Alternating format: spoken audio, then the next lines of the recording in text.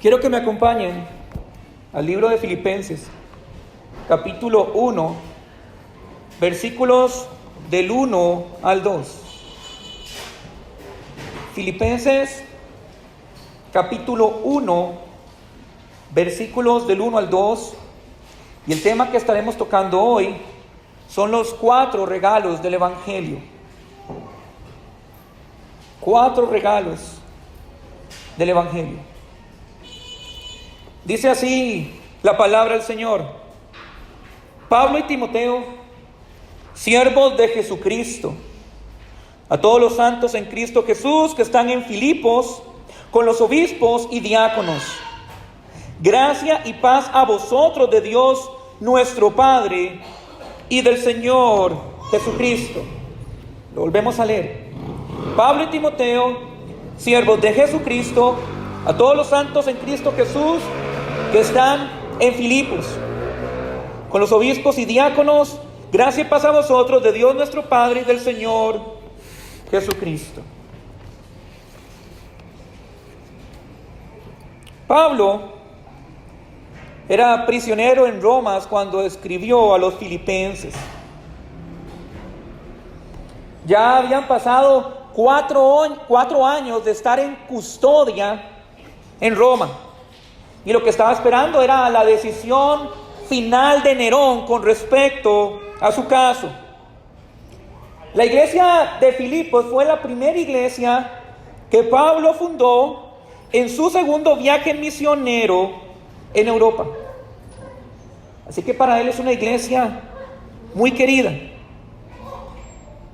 Filipos se encontraba en una región romana y predominantemente su población es gentil, no judía. Era una ciudad importante al oriente de Macedonia y poseía una ubicación estratégica dentro de Asia Menor, por lo que en la época de Pablo había un camino muy famoso para el Imperio Romano, conocido como la Vía Egnatia, que atravesaba Filipos. Normalmente el Imperio Romano tenía diferentes caminos para comunicarse con las diferentes ciudades. Y no sé si han escuchado el dicho que dice que todos los caminos llevan a Roma. Bueno, es por eso. Todas las ciudades que ellos conquistaban tenían caminos que llevaban a Roma, también para que ellos se pudieran desplegar por las diferentes ciudades y comerciar. Al momento en que Pablo escribe Filipenses, había sido perseguido por judíos en Damasco para matarlo. Y si ustedes recuerdan, él había escapado una noche por una canasta que lo bajaron por medio de un muro. Luego tuvo que huir de Iconio. Fue apedreado casi hasta la muerte en Listra. Golpeado y encarcelado en Filipos. Soportó la burla y la mofa de los filósofos atenienses. Enfrentó la oposición judía y el alboroto de los gentiles en Éfeso. Y cuando llega a Jerusalén, después de su tercer viaje misionero, una turba enfurecida lo golpeó hasta matarlo. Y no lo mataron porque los guardias imperiales de Roma lo detuvieron para arrestarlo. Estuvo 2 años en la cárcel en Cesarea para luego apelar al César y viajar a Roma. De Cesarea a Roma, y sufrió un naufragio en el camino. Lo mordió una serpiente y aquí es donde está encarcelado. Pero vean todo lo que ha pasado. En el caso de la iglesia de Filipenses, también tenía sus dificultades. Los miembros de la iglesia eran extremadamente pobres y estaban sufriendo una gran persecución por el Evangelio. Estaban sufriendo el ataque y los engaños de los falsos maestros. Así que esta carta no es ninguna casualidad. Pese a las circunstancias del autor y los destinatarios, el gozo satura la carta de Filipenses. Por eso les nombré todo lo que el apóstol había pasado y lo que está pasando, Filipenses. Porque el gozo es el tema predominante. La palabra gozo Tanto en su forma sustantiva como verbal aparece más de 12 veces en la carta. Filipenses 1:4 dice: siempre en todas mis oraciones rogando con gozo por todos vosotros. Y tiene 4 años de estar en la cárcel. Filipenses 1:18, ¿qué pues? Que no obstante, de todas maneras, o por pretexto, por verdad, Cristo es anunciado, y en esto me gozo y me gozaré aún. Filipenses 2:2, completad mi gozo, sintiendo lo mismo, teniendo el mismo amor, unánimes, sintiendo una misma cosa. Completad mi gozo. Filipenses 2:17, y aunque sea derramado en libación sobre el sacrificio y servicio de vuestra fe, me gozo y regocijo con todos vosotros. Filipenses 3:1, por lo demás, hermanos, gozaos en el Señor. A mí no me es molesto el escribir las mismas cosas, y para vosotros es seguro. Y tal vez uno de los pasajes más emblemáticos de la carta en Filipenses 4, del 11 al 13, que dice: no lo digo porque tenga escasez, pues he aprendido a contentarme cualquiera que sea mi situación, vivir humildemente y sé tener abundancia. En todo y por todo estoy enseñado, así para estar saciado como para tener hambre, así para tener abundancia como para padecer necesidad. Todo lo puedo en Cristo que me fortalece. Amén. Y estos son algunos de los pasajes, se menciona más de 12 veces. Así que, hermanos, esta es una carta de gran valor para nuestras vidas. Aquí podemos encontrar el secreto del gozo, la paz y el contentamiento en los principios prácticos de esta carta. Sin importar las circunstancias que Pablo había pasado o pasaría, o las mismas circunstancias de los filipenses, Cristo y su evangelio son suficientes. Es por eso que el día de hoy comenzaremos nuestro viaje en esta maravillosa carta, pidiéndole a Dios que nos ayude a encontrar el verdadero gozo de nuestras vidas que tenemos en Cristo Jesús. ¿Y qué mejor forma de empezar hoy? Con los 4 regalos del evangelio que vamos a encontrar en los primeros 2 versículos. Y el primer regalo es el regalo del servicio en Cristo. El regalo del servicio en Cristo. El segundo es el regalo de la santidad en Cristo. El regalo de la santidad en Cristo. El tercero, el regalo de la gracia y paz en Cristo. Y por último, el regalo de la adopción en Cristo. Aunque el día de hoy solo vamos a estar viendo los primeros 2, por cuestión de tiempo, pero creo que los 2 que vamos a ver hoy serán suficientes para alimentar nuestro gozo con estas maravillosas verdades y podamos vivir como es digno del evangelio de Cristo Jesús. Amén. Te pedimos, Espíritu Santo, que el día de hoy nos guíes en tu poder y sabiduría, abriendo nuestros corazones a este mensaje maravilloso, para que encontremos el gozo y el contentamiento en el evangelio, en lo que tú nos has dado por medio de la fe, y de esa manera podamos vivir como es digno del evangelio de Cristo Jesús. Amén. Así que empezamos con el primero, el regalo del servicio en Cristo. Es preferible perder la vida sirviendo a Cristo para vida eterna que servir al pecado para condenación eterna. Miremos la primera sección del capítulo 1. Pablo y Timoteo, siervos de Jesucristo. Este es el saludo inicial de la epístola. Es un saludo típico del autor de la carta, en la cual evidentemente se identifica como Pablo, el apóstol, acompañado con Timoteo. pero se identifican como siervos de Jesucristo. Ahora, si miramos los saludos en las diferentes epístolas, podemos ver, por ejemplo, que en Romanos, Pablo comienza, dice, Pablo, siervo de Jesucristo. En 1 Corintios, dice Pablo, llamado a ser apóstol. 2 Corintios, Pablo, apóstol de Jesucristo. En Gálatas, Pablo, apóstol no de hombres ni por hombres. Efesios, Pablo, apóstol de Jesucristo. Colosenses, Pablo, apóstol de Jesucristo. Primera de Tesalonicenses y segunda, Pablo y Silvano y Timoteo a la iglesia. Primera Timoteo, Pablo, apóstol de Jesucristo, al igual que segunda. Y en Tito, Pablo, siervo de Dios y apóstol de Jesucristo. Y en Filimón, Pablo, prisionero de Jesucristo. Siempre comienza así sus epístolas, definiéndose como el autor, pero identificándose con su Salvador. Pablo, ya sea apóstol de Jesucristo, siervo de Jesucristo, prisionero de Jesucristo. Esa es su identidad. Pablo quiere mostrar en su saludo inicial que él no tiene otra identidad que no sea en Cristo Jesús.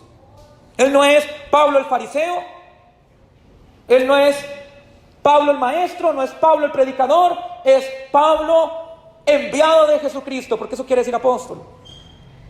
Pablo, siervo de Jesucristo. Pablo, prisionero de Jesucristo. Esa es su identidad, y en todas sus epístolas él está gozoso y contento de hacerlo saber al mundo. Soy de Cristo. Ahora, ¿quién es Pablo? Bueno, Pablo, del griego Paulos y del latino Paulus, quiere decir pequeño. Es el apóstol de los gentiles. Pablo era miembro de la tribu de Benjamín, y es indudable que Pablo fuese miembro del Sanedrín. En su momento determinado, cuando él era Saulo, el sumo sacerdote lo encomendó en la misión de perseguir cristianos. Fue criado en la obediencia de la ley y la piedad judía tradicional. Por nacimiento, Pablo es romano, de ciudadanía romana. Era un fariseo estricto. Había sido creado en Jerusalén desde muy joven. Y su tradición y sus estudios lo arraigaron profundamente a los fariseos. Fue instruido en la ley de Dios por parte de sus padres, y uno de sus maestros más célebres de toda la historia de Jerusalén fue Gamaliel. Era versado en la religión y en la cultura judía. Era un hombre sumamente dotado. Era miembro de una familia distinguida. Era un joven en su apogeo como fariseo y estaba preparado para grandes cosas. Hasta que un día, una luz del cielo, brillante al punto de dejarlo ciego, se apareció cuando iba camino a Damasco en la persecución de los cristianos, y escuchó una voz en hebreo que decía: Saulo, Saulo, ¿por qué me persigues? Dura cosa te es dar coces contra el aguijón. Y Saulo le dijo: ¿quién eres, Señor? Y el Señor dijo: yo soy Jesús, a quien tú persigues. Levántate y entra en la ciudad, y te dirá lo que debes hacer. Así que de esta manera comienza la vida del apóstol Pablo, el apóstol de los gentiles. Su cometido y su fin: predicar el evangelio de Cristo a las naciones. Y Pablo mismo afirma que su conversión se debió al poder y la gracia soberana de Dios. Y sin saberlo, el apóstol fue comisionado para una de las grandes misiones de la iglesia. Ese es Pablo. Pero al lado de Pablo aparece Timoteo. Él dice Pablo y Timoteo. ¿Y quién era Timoteo? Bueno, Timoteo era el hijo amado de Pablo en la fe. Le llama verdadero hijo de la fe. Y Pablo seguramente fue el instrumento de conversión en la vida de Timoteo cuando en su primer viaje misionero visita la ciudad de Listra. Pablo regresa a Listra en su segundo viaje para ver cómo estaban las cosas. Y la gente le comunica de la conversión y del testimonio de un hombre joven increíble que había pasado antes de su primer viaje misionero. Así que recomiendan a Timoteo. Y a partir de ahí comienza la vida de estos hermanos de la fe juntos. 15 años en el ministerio. Hasta que Timoteo es dejado en Éfeso para constituir ancianos en las iglesias, para cuidar de las iglesias del Señor. 15 años fue compañero del apóstol. Pero aquí están, juntos. Seguramente Timoteo estaba con él en su primer encarcelamiento, y escriben a los filipenses. Pero el nombre de Pablo y Timoteo tal vez no es tan importante. Lo que lo hace importante es cómo ellos se identifican en la carta. Pablo y Timoteo, siervos de Jesucristo. Y eso es lo primero que tenemos que notar en este saludo, que la identidad de Pablo y sus hermanos de la fe siempre es en Cristo Jesús. Ya sea apóstol de Jesucristo, prisionero de Cristo, y en este caso, junto con Romanos y Filemón, se hace llamar siervo de Jesucristo. Ahora, ¿qué quiere decir esa palabra siervo? Esa palabra siervo tiene el sentido de hablar de una persona que legalmente es propiedad de otra persona y cuyo sustento entero y propósitos son determinados por su amo. Es una palabra que aparece más de 128 veces en el Nuevo Testamento. Y el apóstol Pablo la usa en sus epístolas 28 veces. Siervos. Esto denota un esclavo dispuesto por voluntad propia a mantenerse ligado a su amo con felicidad y lealtad. En otras palabras, Pablo y Timoteo se gozan de ser siervos de Jesucristo. Esa es su identidad, ese es su gozo y su felicidad. Ahora, Pablo no está diciendo que ellos son siervos, o la palabra en griego doulos, que quiere decir esclavos. No están diciendo que son esclavos de los hombres, no están diciendo que son esclavos del pecado, no están diciendo que son esclavos de Satanás. Están diciendo que su Señor, su sustentador, su cuidador, no es nada más ni menos que Jesucristo de Nazaret, el Hijo de Dios, Dios mismo hecho hombre, Señor de señores y Rey de reyes. Ya no somos más esclavos del temor. Ya no somos más esclavos o siervos del pecado ni de Satanás. Somos siervos y esclavos de Jesucristo de Nazaret. Hermanos, esto es un regalo precioso que solo el Evangelio de Cristo Jesús puede traer. Esto, queridos hermanos, es un regalo de vida eterna dado por el Padre a los escogidos desde antes de la fundación del mundo. Todo cristiano tiene su identidad como un esclavo y como un siervo por amor a su Señor Jesucristo. Acompáñenme a Romanos capítulo 6, versículos del 17 al 18.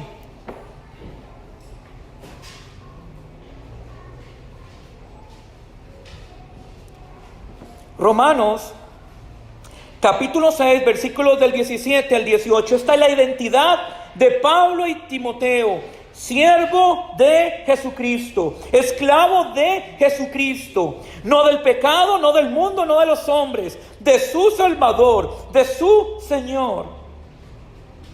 Y esta es la identidad que todos los cristianos tenemos en Cristo Jesús. Miren lo que dice Romanos capítulo 6, versículos del 17 al 18.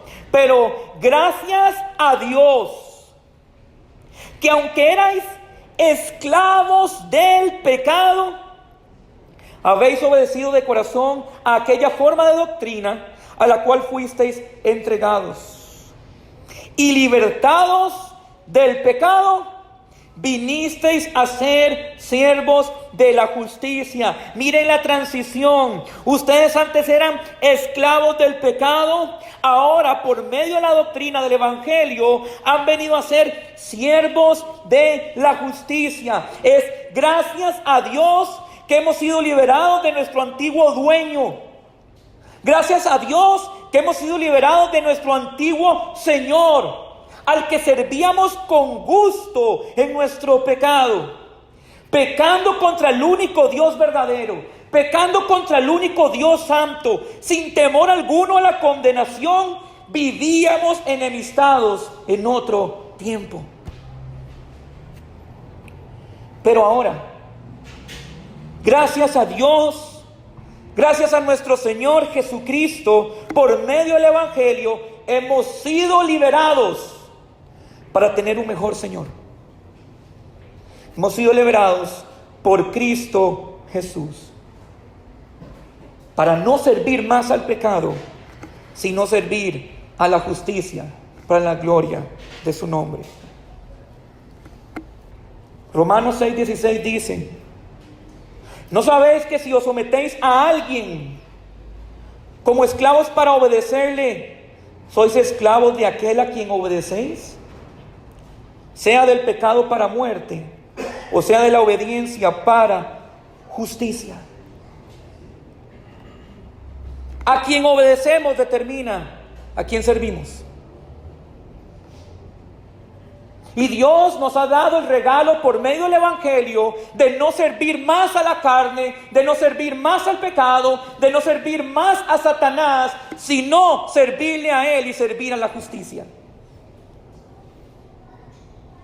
Hemos pasado de muerte a vida en Cristo Jesús. Pero tal como Pablo usa el término duolus, lo usa en un sentido espiritual, en uno que sirve al Señor con alegría de corazón, en novedad y entusiasmo de espíritu, y en el gozo de una perfecta libertad, recibiendo únicamente y exclusivamente de Él la vida eterna escondida en Cristo Jesús.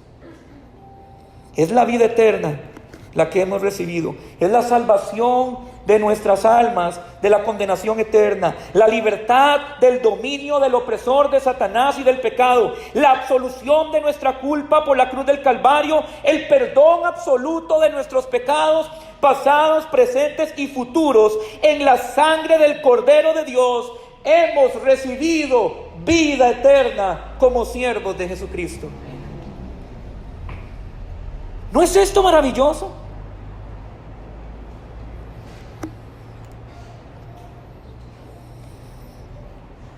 ¿No es un regalo que deberíamos valorar? Que ya no sirvo más a mi carne, ahora sirvo a la justicia. Y no porque yo tenga los dones para hacerlo, y no porque tenga la capacidad para hacerlo, sino porque Él me dio vida cuando estaba muerto.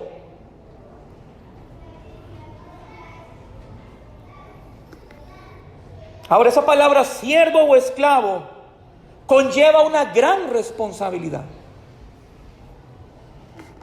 porque tiene la implicación de estar sujeto al señorío de nuestro nuevo Señor. Estos siervos sirven a su Señor de todo corazón, porque han sido redimidos por la sangre de Cristo Jesús, y como consecuencia ahora tienen un nuevo regidor, ahora tienen un nuevo rey y un nuevo Señor, y ese es Jesucristo de Nazaret. Siervo, duolus, esclavo, es una palabra que determina nuestro deber de imitar a Cristo Jesús.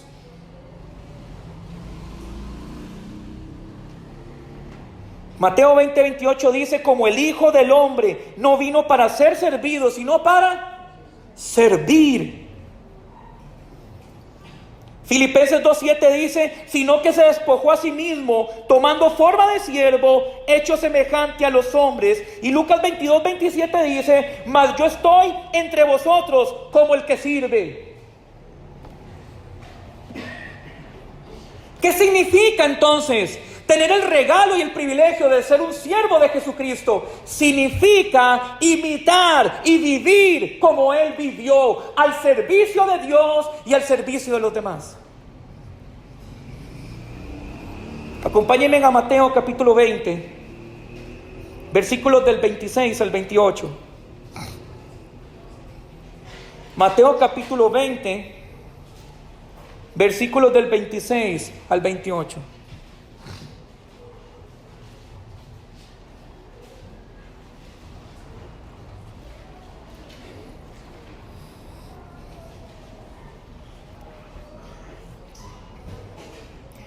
Dice así la palabra del Señor: mas entre vosotros no será así, sino que el que quiera hacerse grande entre vosotros será vuestro servidor, vuestro duolus. Y el que quiera ser el primero entre vosotros será vuestro siervo, esclavo.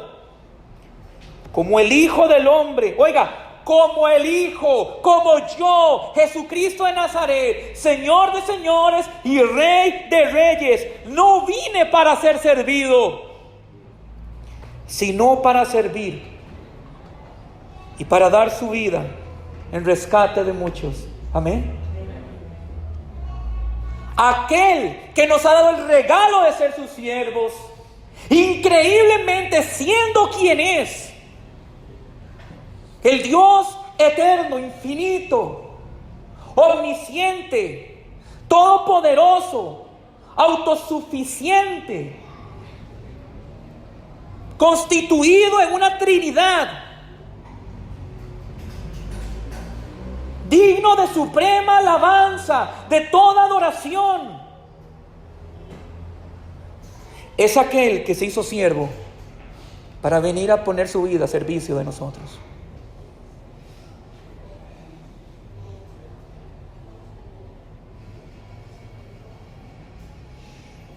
No he visto un siervo que no sirva, ni un esclavo que no se sujete a su señor, porque el que no sirve o no se sujeta a su señor no es simplemente siervo o esclavo.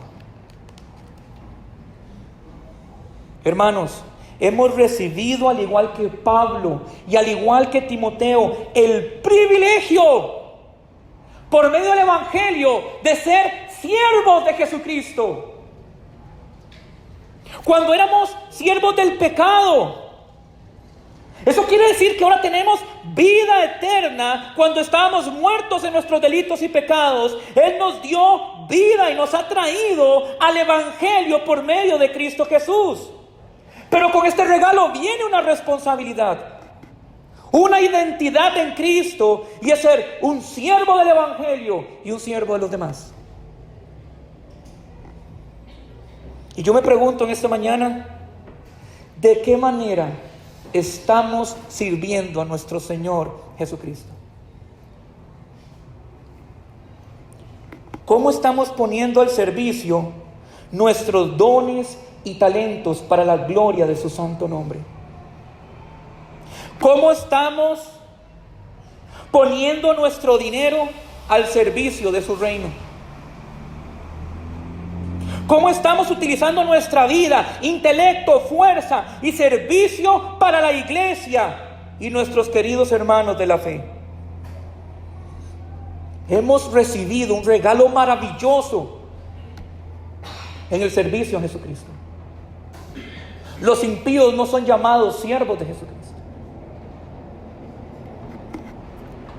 Los que han rechazado a Cristo no son siervos de Jesucristo. Son aquellos que por medio de la gracia, por medio de la fe, que han sido salvos en Cristo Jesús, tienen el honor y el privilegio de ser llamados siervos de Cristo.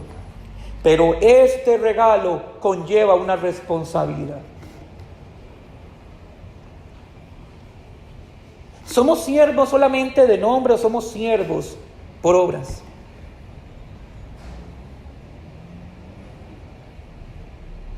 Tienes el mismo espíritu de Cristo y puedes decir: yo no vengo a que me sirvan, yo he venido a servir. ¿De qué manera estás sirviendo al Evangelio? ¿Cuántos años tienes en la iglesia? ¿Sirves a Dios? ¿Sirves a tu iglesia? ¿Sirve a tus hermanos? Entonces, si lo estás haciendo, estás honrando el título que Él te ha dado gratuitamente. Pero si no lo estás haciendo, ¿será acaso porque no eres siervo? ¿Porque aún sigues siendo esclavo del pecado y no eres esclavo de él?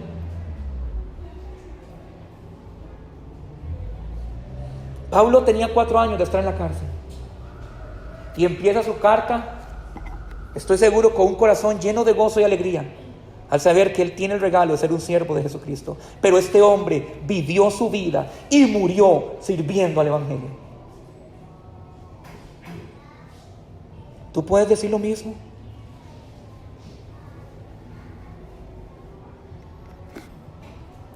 Eso nos lleva al segundo punto.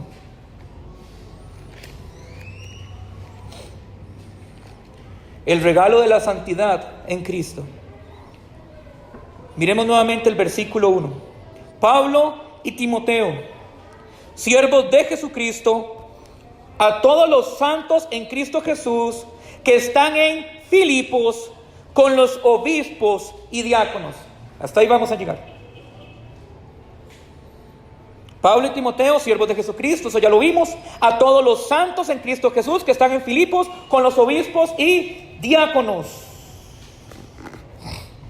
El regalo de la santidad en Cristo. Ningún hombre puede apartarse por sí mismo para el santo. Es el santo, por medio de su poder y su gracia, que nos aparta para él.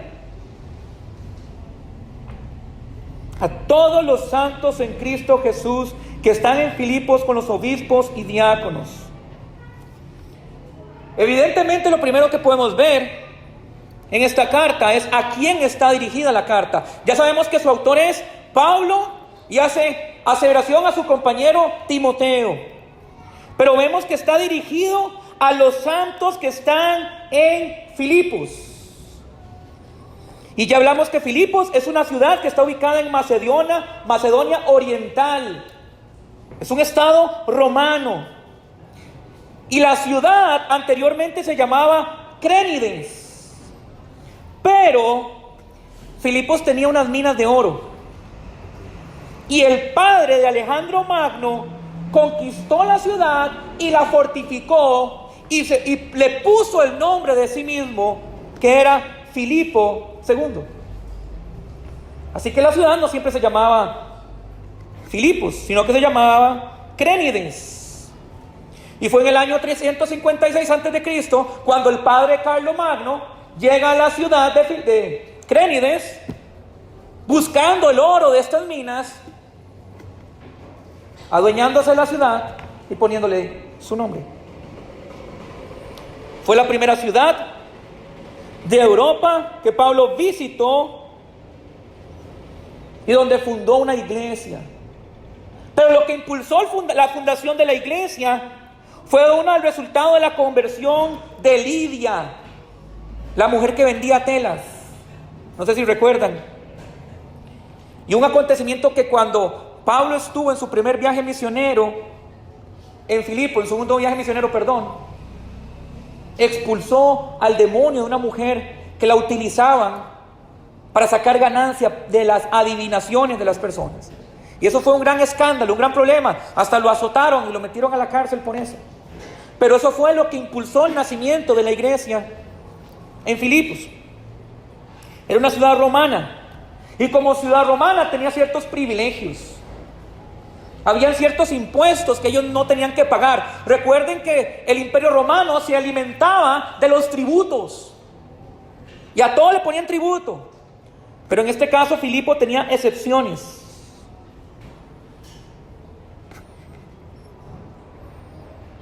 Y Pablo, cuando llega a Filipos, llega de una manera providencial por Dios. Y quiero que recordemos ese pasaje, acompáñenme a Hechos 16, versículos del 9 al 10. Hechos 16, versículos del 9 al 10. Y dice así la palabra del Señor. Y se le mostró a Pablo una visión de noche. Un varón macedonio estaba en pie, rogándole y diciendo: pasa a Macedonia y ayúdanos. Recuerden que Filipos es una ciudad de Macedonia. Cuando vio la visión, enseguida procuraron partir para Macedonia, dando por cierto que Dios nos llamaba para que le anunciásemos el Evangelio. Fue a través de una visión por medio del Espíritu Santo que Dios prácticamente le dijo a Pablo: quiero que vayas a Macedonia a predicar el Evangelio. Esa fue la forma en que él llegó ahí. La congregación de Filipos estaba integrada en su mayoría por gentiles. Y dice el versículo que Filipos estaba con los obispos y diáconos. Y aquí tenemos dos figuras muy importantes, tanto dentro de la iglesia entonces como dentro de nuestra iglesia hoy: los obispos y los diáconos. Bueno, ¿qué es un obispo? Un obispo es un término intercambiable entre anciano y pastor. Es exactamente lo mismo. La palabra obispo quiere decir guardián. Una persona que está observando y mirando. Un líder que vigila, dirige y cuida y es responsable de un grupo de creyentes. Eso es un obispo. Esa palabra aparece 5 veces en el Nuevo Testamento.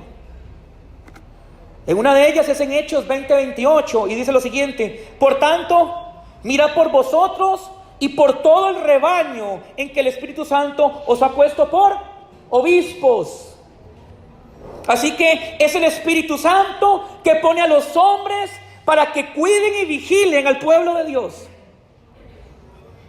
Los hombres no se autoproclaman obispos, son puestos por Dios.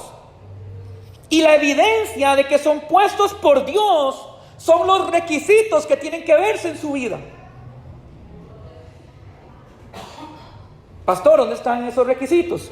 Acompáñenme a 1 Timoteo capítulo 3, versículos del 1 al 7.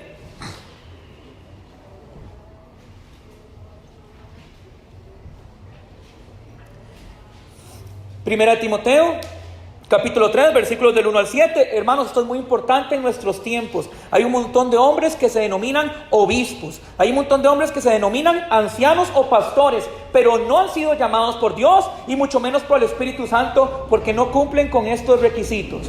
Así que preste atención, porque si yo no cumplo con esos requisitos me tienen que echar fuera. Dice: palabra fiel. Si alguno anhela obispado, buena obra desea.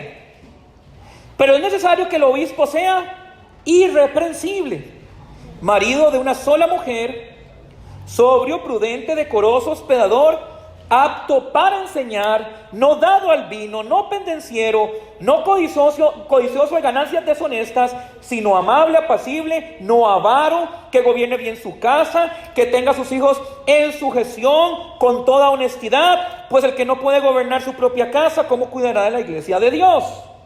No un neófito. Neófito es un recién convertido. No sea que envaneciéndose caiga en la condenación del diablo. También es necesario que tenga un buen testimonio de los de afuera, para que no caiga en descrédito y en lazo del diablo. Así que hay una cantidad de requisitos que un hombre debe tener para poder ejercer el obispado, el pastorado o el ancianato. Esos requisitos es la forma en que Dios testifica que ha sido llamado por Él y por el Espíritu Santo. Si un hombre no cumple estos requisitos, no puede ser obispo. No voy a hablar de ese tema sobre si las mujeres pueden ser pastoras, pero evidentemente si usted mira las palabras y los adjetivos, todo está en masculino. Y eso es porque las mujeres no pueden ejercer el obispado. Ahora, pero de igual manera que los obispos Tenemos otra figura importante dentro de la iglesia, los diáconos. Y la mejor traducción para diácono es servidor. Pero el obispo también es un servidor. Un diácono es la persona que se preocupa por las necesidades y los medios de subsistencia de una congregación y de creyentes.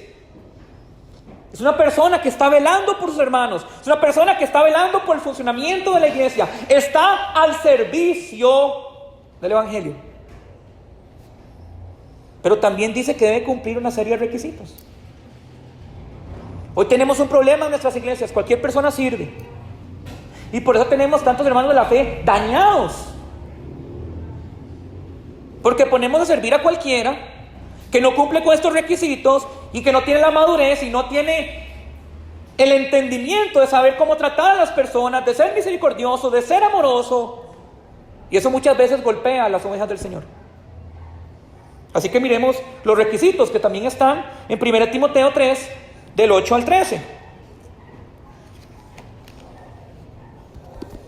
Dice la palabra del Señor: los diáconos asimismo deben ser honestos, sin doblez, no dados a mucho vino, no codiciosos de ganancias deshonestas, que guarden el misterio de la fe con limpia conciencia. Y estos también sean sometidos a prueba primero, y entonces ejerzan el diaconado, si son irreprensibles. O sea que si hay un hombre de Dios que se pone a prueba y no es irreprensible, o sea que tiene cosas que, o cola que le pisen, como decimos acá, no puede ejercer el diaconado. Las mujeres asimismo sean honestas, no calumniadoras, sino sobrias, fieles en todo. Perdón. Los diáconos sean maridos de una sola mujer y que gobiernen bien sus hijos y sus casas. Hay una gran diferencia entre gobernar a sus hijos y que sus hijos sean creyentes. Pero ese es otro tema. Perdón. Porque los que ejerzan bien el diaconado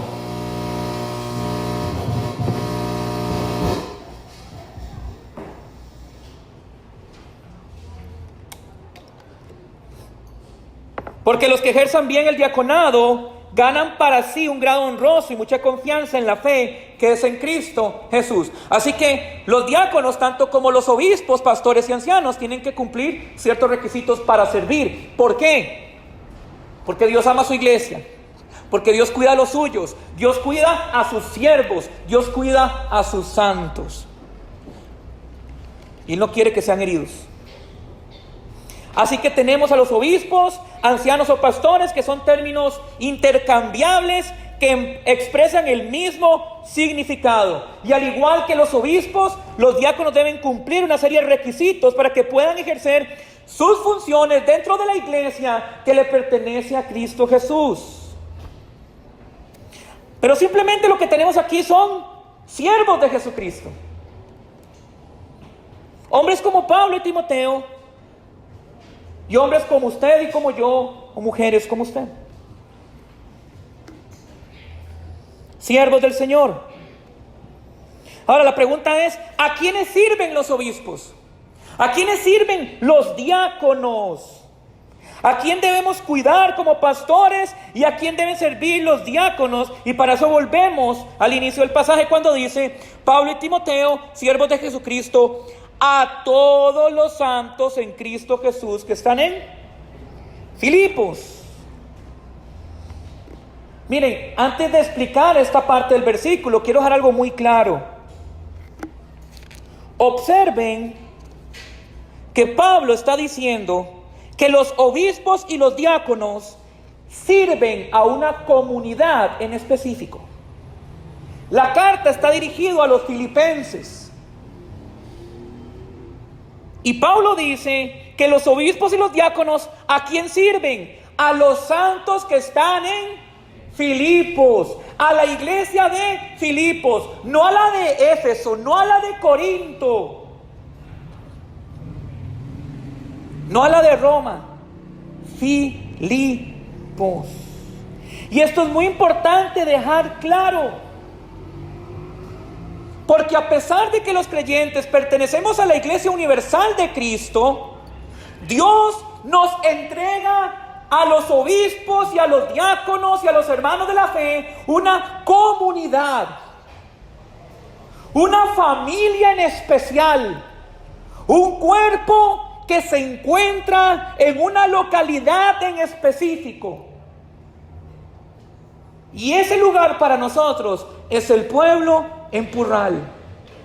Nuestra familia, nuestro cuerpo, a quien yo debo vigilar y cuidar, y a quien ustedes tienen que servir, son a los hermanos de esta congregación, la Iglesia Bautista Reformada, Gracia Soberana del Pueblo de Purral.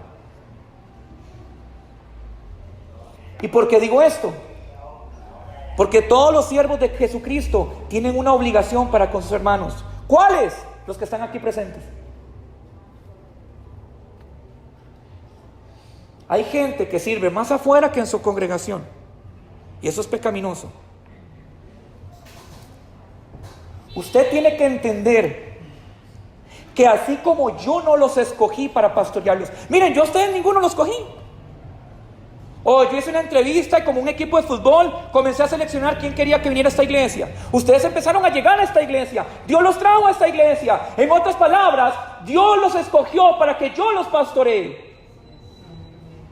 Y si Dios los escogió, confío en su sabiduría del por qué son ustedes a los que tengo que pastorear, y no a la iglesia de La Par, y no a la iglesia en Estados Unidos, ni en Puerto Rico, ni en China, ni en Japón. Son ustedes.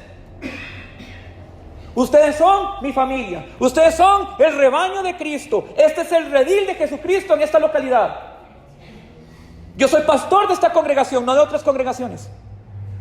Pero de la misma manera, los miembros de esta iglesia, los redimidos de Cristo, los siervos del Señor, tienen también una familia que Dios les ha entregado, que ustedes no han escogido, a la cual le tienen que servir.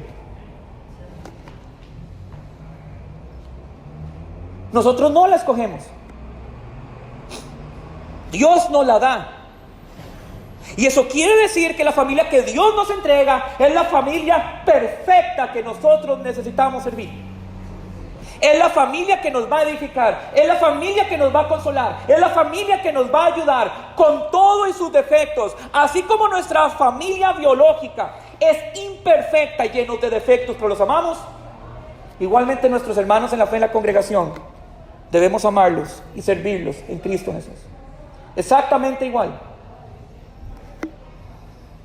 Ahora, dejando esto claro, volvamos al pasaje. Pablo dice: a todos los santos. Santos.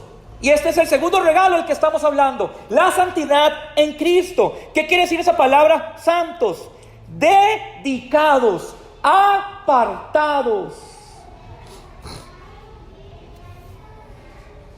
Es una persona de Dios entendiendo que ha sido dedicada a Dios moralmente, ritualmente o en devoción.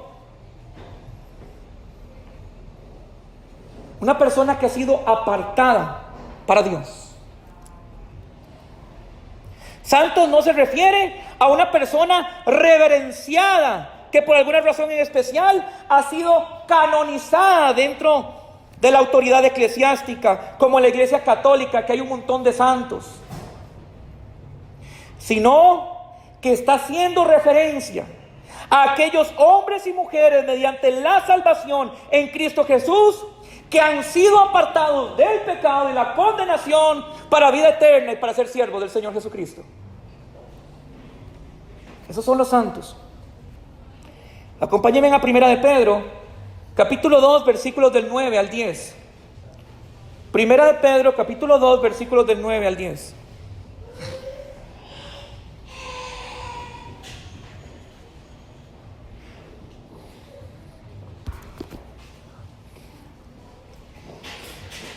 Mas vosotros sois linaje escogido, real sacerdocio, nación santa, pueblo adquirido por Dios, para que anunciéis las virtudes de aquel que os llamó de las tinieblas a su luz admirable. Vosotros que en otro tiempo, que no erais pueblo, pero que ahora sois pueblo de Dios, y que en otro tiempo no habías alcanzado misericordia, pero ahora habéis alcanzado misericordia. Amén. Queridos hermanos, nosotros no éramos linaje escogido. Nosotros antes no éramos real sacerdocio. Nosotros antes no éramos una nación santa. Ni mucho menos podíamos anunciar las virtudes de aquel que llama. No habíamos alcanzado misericordia, pero ahora en Cristo Jesús, al igual que los filipenses a quien Pablo dirige esta carta, el Señor nos ha santificado en Cristo por medio del sacrificio expiatorio en el Calvario, por medio del don de la fe. Hemos sido llamados de las tinieblas a la luz del Evangelio para ser linaje escogido, real sacerdocio y una nación santa, y de esa manera testificar al mundo las virtudes de nuestro Salvador. Amén. Segunda de Pedro 1:3 dice: como todas las cosas que pertenecen a la vida y a la piedad nos han sido dadas por su divino poder, mediante el conocimiento de aquel que nos llamó para su gloria y excelencia. Fue el poder del Evangelio, fue el poder de Dios, fue el conocimiento de Cristo que nos llevó al nuevo nacimiento, que nos llevó a arrepentirnos de nuestros pecados y por medio de la fe confesar a Cristo como Señor y Salvador. Es por medio de Cristo Jesús que hemos sido apartados para Él. Eso quiere decir santos. Así que los santos son personas que han sido apartadas para el Señor.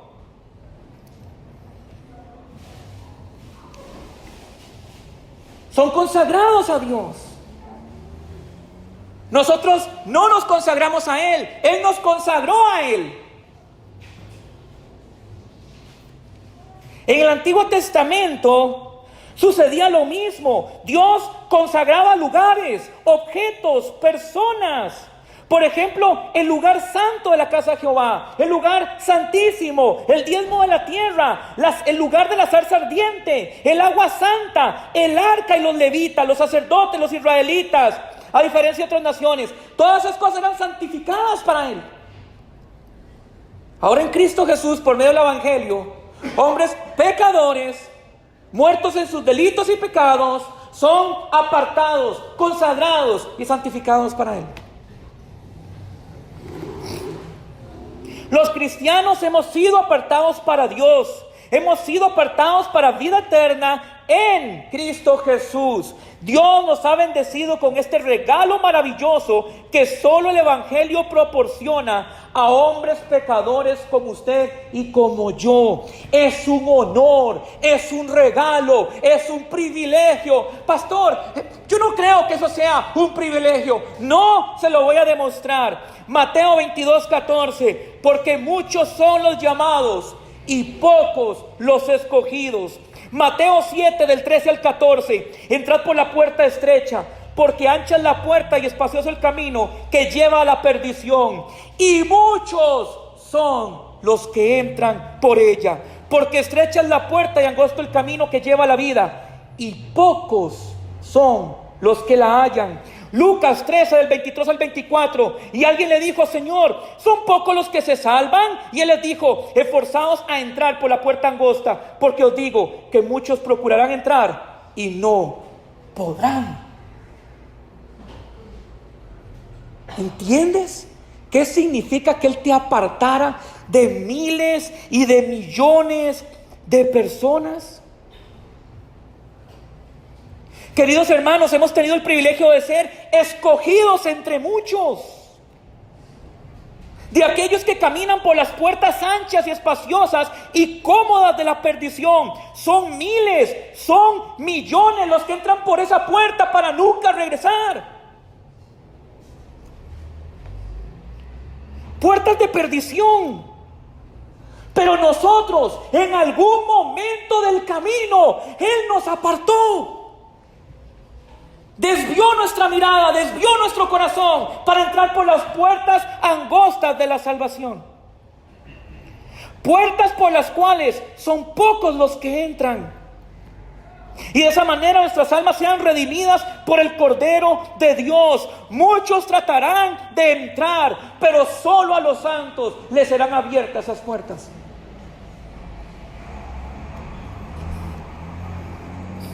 Juan 19 dice: yo soy la puerta. El que por mí entrare será salvo, y entrará y saldrá y hallará pastos. Son las palabras de nuestro Señor Jesús. Esa puerta es Cristo Jesús. Él es el camino que nos lleva al Padre. No hay otra puerta, no hay otro camino. Es el Hijo de Dios encarnado quien nos apartó para el Padre. Es por eso que Pablo le dice a los filipenses que son santos en Cristo Jesús.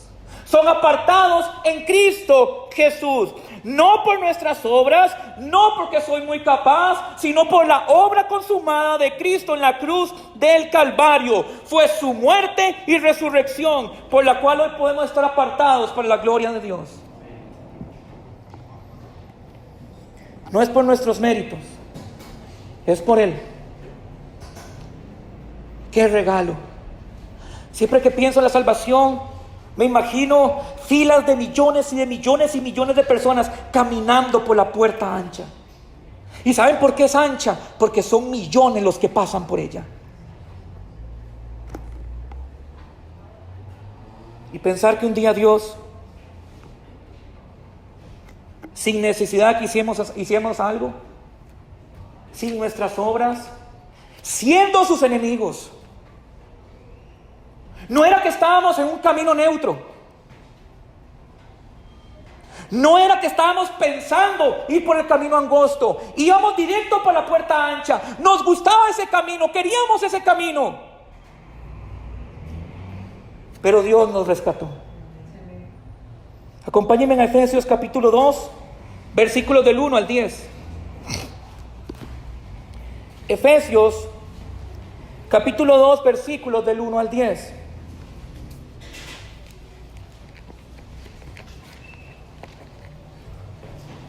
Dice así la palabra del Señor: y Él os dio vida a vosotros cuando estabais muertos en vuestros delitos y pecados, en los cuales anduvisteis en otro tiempo, siguiendo la corriente de este mundo, conforme al príncipe de la potestad del aire, el espíritu que ahora opera en los hijos de desobediencia, entre los cuales también todos nosotros vivimos en otro tiempo y en los deseos de nuestra carne, haciendo la voluntad de la carne y de los pensamientos, y éramos por naturaleza hijos de ira, lo mismo que los demás. O sea, estábamos en ese camino de perdición. Pero, y para mí eso es uno de los peros más maravillosos de la Escritura, pero Dios, que es rico en misericordia por su gran amor con que nos amó, aún, ponga atención, aún estando nosotros muertos en pecados, nos dio vida juntamente con Cristo. Por gracia sois salvos, y juntamente con Él nos resucitó, y asimismo nos hizo sentar en lugares celestiales con Cristo Jesús, para mostrar en los siglos venideros las abundantes riquezas de su gracia en su bondad, para que con nosotros en Cristo Jesús, porque por gracia sois salvos por medio de la fe, y esto no de vosotros, pues es un don de Dios, no por obras, para que nadie se gloríe, porque somos hechura suya, creados en Cristo Jesús para buenas obras, las cuales Dios preparó de antemano para que anduviésemos en ellas. Amén. Qué pasaje más hermoso. Íbamos por ese camino. ¿Cuántas veces nos ofrecieron cambiar el camino y no quisimos? Dijimos que no. Odiábamos activamente a Dios con nuestros actos. Detestábamos su camino de justicia. Amábamos nuestro camino de pecado. Y un día, Dios nos llama incondicionalmente. Nos escoge. nos escoge entre hombres y mujeres más capaces intelectualmente que nosotros, con más recursos que nosotros. Nos escoge para ponernos en el camino a la justicia, para vida eterna. Eso significa ser un santo. Los santos de Filipos. Así que la expresión santos es un sinónimo de los creyentes en Cristo Jesús. Es una designación general de aquellos que han creído en Cristo Jesús como Salvador y que han sido apartados, separados para una vida nueva, consagrada y útil al servicio del Señor. En otras palabras, todo creyente en Cristo Jesús es un santo. Este es un término posicional. ¿Qué quiere decir eso? Fruto de la obra del Espíritu, que nos debe impulsar a que nuestra vida diaria respalde la exigencia divina. Sed santos porque yo soy santo. Sed también vosotros santos en toda vuestra manera de vivir. Al igual que el siervo tiene que servir, el santo debe vivir en santidad. Porque si ustedes miran el versículo 10 del segundo capítulo de Efesios, dice: porque somos hechura suya, creados en Cristo Jesús, ¿para qué? Para buenas obras, no para malas obras, no para las obras en las que anduvimos en otro tiempo, para nuevas obras, buenas obras en Cristo Jesús, las cuales Dios preparó de antemano para que anduviésemos en ella. Ese es nuestro caminar angosto. Andar en las obras que Dios ha dejado designadas en su palabra, en la Escritura. Romanos 8:1 dice: ahora pues, ninguna condenación hay para los que están en Cristo Jesús. Los que no andan conforme a la carne, sino conforme al Espíritu. Segundo Timoteo 3:17, a fin de que el hombre de Dios sea perfecto, enteramente preparado para toda buena obra. Primera Juan 2:6, el que dice que permanece en él, debe andar como él anduvo. Así que al igual que ser siervos de Jesucristo y conlleva una responsabilidad, ser santos es sinónimo de vivir vidas santas. La evidencia de que una persona es apartada por Dios para vida eterna es que andará en el Espíritu y no en la carne. Andará en santidad y no en pecado. Su fe producirá buenas obras como una evidencia de que ha sido apartado. Caminará como Cristo caminó. Su delicia no estará a vivir en pecado, sino en los mandamientos del Señor. Su voluntad será la voluntad de aquel que lo santificó. Odiará lo que antes amaba y amará lo que antes odiaba. Buscará con todas sus fuerzas andar como su Señor anduvo, viviendo al servicio de los demás y de Cristo, testificando en su vida por medio del fruto del Espíritu Santo que ha sido santificado para su gloria. Ya no vivirá para sí mismo, vivirá para aquel que lo llamó. Su vida será edificada en los mandamientos de Dios y no en su propia justicia. Vivirá para Él y solo para Él. Dependerá de Él en todo tiempo y su mirada no se apartará de su Salvador. Cristo será todo para Él, encima de todo y de todos, para que al final de su vida como el apóstol pueda decir que para Él vivir es Cristo y morir es ganancia. Eso es un santo.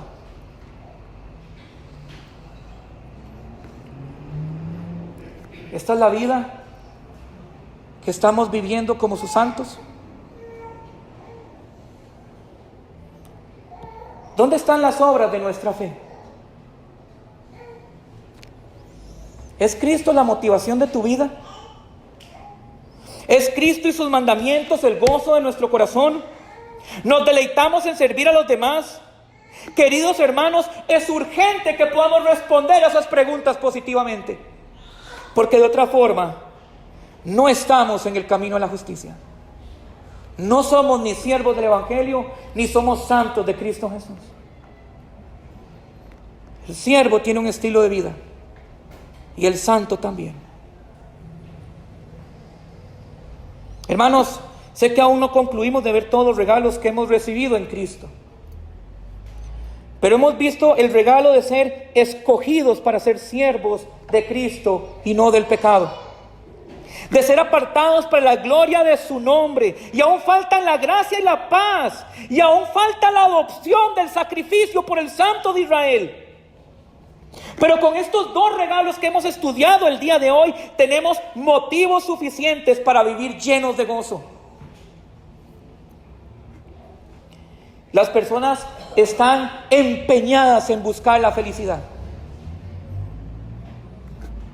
Empeñadas. Buscan libros de autoayuda. Vaya a Walmart para se dé cuenta que tienen libros de autoayuda antes de pasar a la caja. Oradores motivacionales, todos ofrecen la llave de la felicidad. Sin embargo, estas personas siguen sin encontrar el gozo verdadero. El gozo bíblico se encuentra en Dios, en lo que Él ofrece a los hombres en Cristo Jesús, no en este mundo, no en las cosas de este mundo, mucho menos en las personas que habitan este mundo. El gozo verdadero proviene del Evangelio de Cristo Jesús, del buen pastor de las almas. Este gozo divino solo puede venir de Él y para Él. Es por eso que debemos gozarnos de lo que hemos recibido. El título de siervos y santos para su gloria. Honremos estos regalos, sirviéndole a Él con excelencia, sirviendo a nuestros hermanos con amor y paciencia, viviendo en santidad, deleitándonos en su palabra y voluntad. No hay regalos más hermosos que estos. Se aproxima la Navidad y nosotros tenemos dos regalos eternos y maravillosos en Cristo Jesús, que Él compró a precio de sangre y dolor.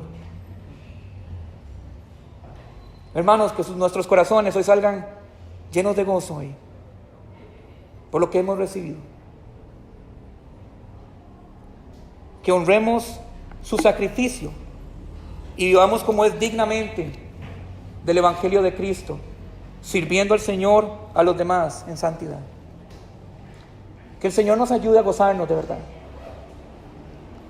porque si no encontramos gozo